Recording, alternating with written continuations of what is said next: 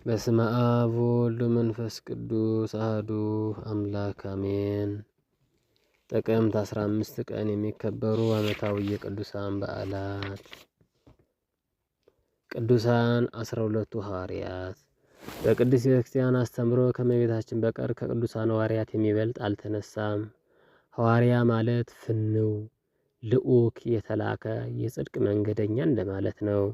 በምስጢሩ ግን ባለሟል ብለው ሊቃውንቱ ተርጉመውታል። ይህስ እንደምን ነው ቢሉ የፍጥረታት ሁሉ ጌታ የክብር ባለቤት መድኃኔ ዓለም ከድንግል ማርያም ተወልዶ አድጎ ተጠምቆ ጾሞ ከገዳመ ቆሮንቶስ ሲመለስ ቀዳሚ ሥራ ያደረገው ደቀ መዛሙርቱን መጥራት ነበር።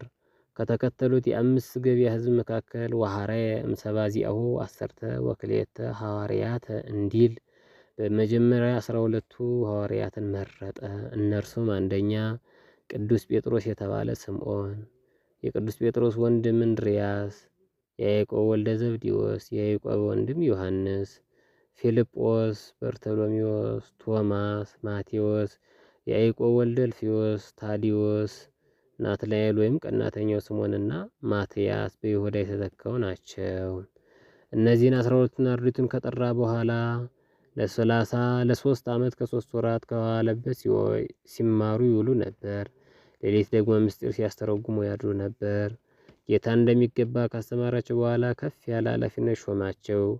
ለዓለም እረኞች የእርሱም ባለሟሎች ሆኑ። እጅግ ብዙ መከራ እንደሚገጥማቸው ነገራቸው። በዚያው ልክ ክብራቸውንም አከለላቸው። ስልጣናቸው ደግሞ እስከዚህ ድረስ ሆነ። በምድር ያሰራችሁት በሰማይ የታሰረ ይሆናል፣ በምድር የፈታችሁት በሰማይ የተፈታ ይሆናል። ይቅር ያላችሁት ኃጢአታቸው ይቅር ይላቸዋል፣ ያላላችኋቸው ግን አይቀርላቸውም። የመንግሥተ ሰማያት መክፈቻ እረኝነት ተቀበሉ።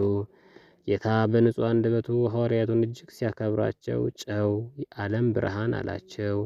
ወንድሞቹም ተባሉ። ከዚህም በሚበልጥ በሌላ ክብር አከበራቸው። ከዚህ በኋላ በየታማማት ጊዜ ገና ነበሩና አንዳንዶቹ ፈርተው ተበተኑ። ተመልሰው ግን በጽርሐ ጽዮን ሲጸልዩ ሰንብተው የጌታን ትንሣኤ ተመለከቱ።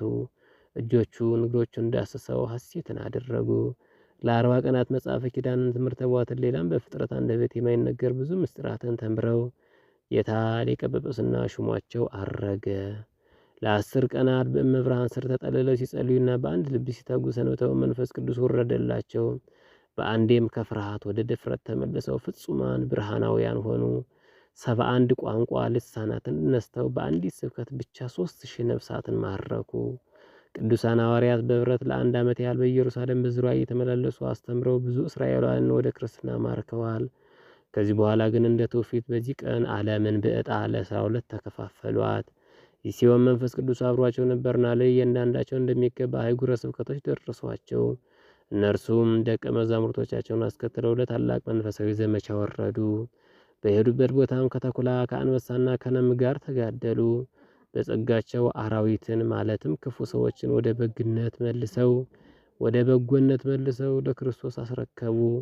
በየሀገሩ እየሰበኩ ድውያንን ፈወሱ፣ ለምጻሞችንም አነጹ፣ ዕውራንን አፈሩ፣ አንካሳችሁን አረቱ፣ ጎባጦችን አቀኑ፣ ሙታንን ማስነሱ፣ እልፍ አእላፍ አሕዛንን ወደ መንጋው ቀላቀሉ። ስለዚህም በፈንታ ብዙዎች በእሳት ተቃጠሉ፣ ቆዳቸው ተገፈፈ፣ በምጣድ ተጠበሱ፣ ደማቸው በምድር ላይ ፈሰሰ። ከአንድ ቅዱስ ዮሐንስ ወንጌላዊ በቀር ሁሉም ይችን ዓለም በሰማዕትነት ተሰናበቱ። ጨው ሆነው አጣፍጠዋልና ብርሃንም ሆነው አበርተዋልና እናከብራቸዋለን። አባቶቻችን፣ መምህራኖቻችን፣ ጌቶቻችን፣ ሊቃውንቶቻችን እንላቸዋለን። ከቅዱሳኑ ሐዋርያት ረድኤት በረከት ይክፈለን። በዚህ ዕለት ቅዱስ ቢላሞን ሰማዕት ይታሰባል። በዘመነ ሰማዕታት የነበረው ቅዱስ ቢላሞን በወቅቱ ይታወቅ የነበረው በክርስቲያንነቱ ሳይሆን በፈላስፋነቱ ነበር። እጅግ የተማረ ጥበበኛ፣ ግን ደግሞ ወገኑ ከኢአማኒ በመሆኑ ክርስቶስን አያውቀውም ነበር። እግዚአብሔር ግን እንዲጠፋ አልፈቀደምና አንድ ካህን ላከለት። ከመቀባበሉ የተነሳ ብዙ ስለተነጋገሩ ቢላሞን ወደ ክርስትና እየተሳበ ሄደ። በመጨረሻም ተምሮ በካህኑ እጅ ተጠምቋል። ቀጥሎ ሚጾም ይጸልይ ይጋደል ነበር። በትንሽ ጊዜም ከጸጋ ደርሰው ድውያንን ይፈውስ ገባ። ብዙ አሕዛብን እያስተማረ ከደዌያቸው እየፈወሰ ወደ ክርስትና መለሳቸው። አንድ ቀን ግን ዓይነ ስውር አብርተሃል በሚል ተከሶ ሞት ተፈረደበት። ከመገደሉም በፊትም ጌታን ከሰማይ ወርዶ ወዳጄ ሲለው ወታደሮቹ ሰሙ። በዚህም ምክንያት አምነው በዚች ቀን 158 ወታደሮች አብረውት ተሰይፈዋል። አምላከ ቅዱሳን ሐዋርያት ቸርነቱን ምሕረቱን ያብዛልን። በምልጃቸው ሀገራችን ከክፉ ሁሉ ይጠብቆ ከበረከታቸውም ያካፍለን። ጥቅምት 15 ቀን የሚከበሩ ዓመታዊ ቅዱሳን በዓላት 12ቱ ቅዱሳን ሐዋርያት ዓለምን ለማስተማር በዕጣ የተከፋፈሉባት ቀን ናት። ቅዱስ ቢላሞን ሰማዕት፣ 158 ሰማዕታት የቅዱስ ቢላሞን ማህበርተኞች፣ ቅዱስ ሲላስ ሐዋርያ፣ ቅድስት ጾመታ በዚህ ዕለት ይታሰባሉ። በዚህ ጊዜ ጴጥሮስ መልሶ እነሆ እኛ ሁሉን ትተን ተከተልን፣ እንኪያስ ምን እናገኝ ይሆን አለው። ጌታ ኢየሱስም እንዲህ አላቸው፣ እውነት እላችኋለሁ እናንተ የተከተላችሁኝ በዳግመኛ ልደት የሰው ልጅ በክብሩ ዙፋን በሚቀመጥበት ጊዜ እናንተ ደግሞ በ12ቱ የእስራኤል ነገድ ስትፈርዱ በ12ቱ ዙፋን ትቀመጣላችሁ አላቸው።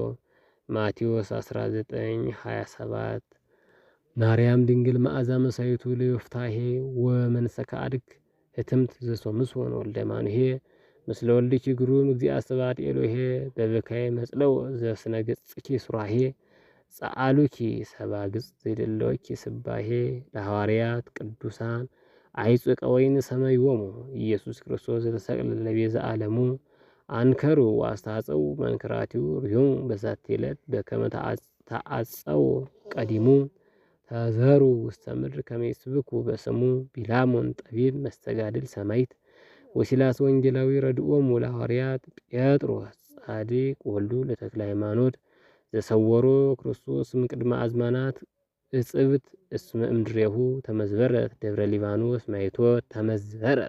ሊባኖስ ማይቶት። በዘዕለቱ ከተነሱት ቅዱሳን ረድኤት በረከት ይክፈለን። ወስብሐት ለእግዚአብሔር ወለወላዲቱ ድንግል ወለመስቀሉ ክቡር አሜን።